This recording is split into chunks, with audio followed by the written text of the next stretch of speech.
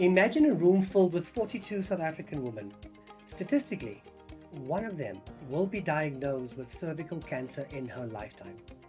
Cervical cancer isn't just another medical term, it's a life-altering reality that many women face. Regular cervical cancer screening can be the difference between life and death.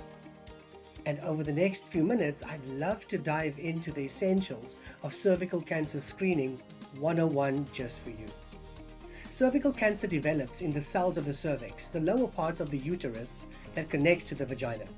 It's most commonly caused by persistent infection with high-risk type human papilloma virus, HPV.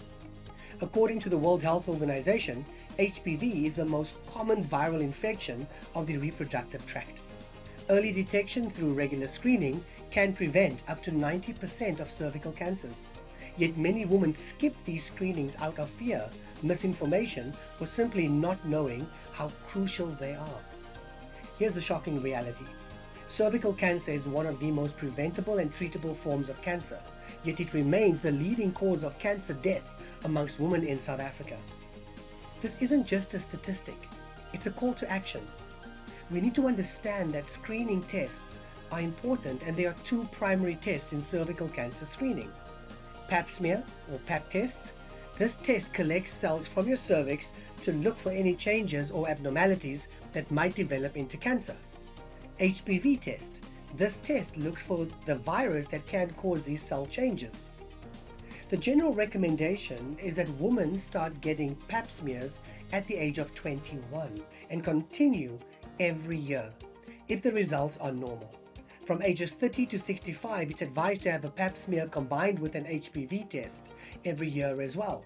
And I say every year because the guideline says 3 to 5. But I always say you cannot intervene or manage something that you don't know. And with viruses really evolving quicker than what we ever thought they would, and with, of course, infection rates increasing, every year becomes a great cadence to identify and understand, do you or are you at risk of cervical cancer? But many people are afraid of the screening process, especially when it comes to Pap smears. The process is one where the cervical cancer screening is straightforward, and it typically takes less than 10 minutes. And during the exam, you lie on your back with your feet in stirrups. A healthcare professional will gently insert a speculum into your vagina to widen it, allowing access to your cervix. They use a small brush and they'll collect cells from your cervix. And while it might feel slightly uncomfortable, it's over quickly, and the potential benefits far outweigh the momentary discomfort.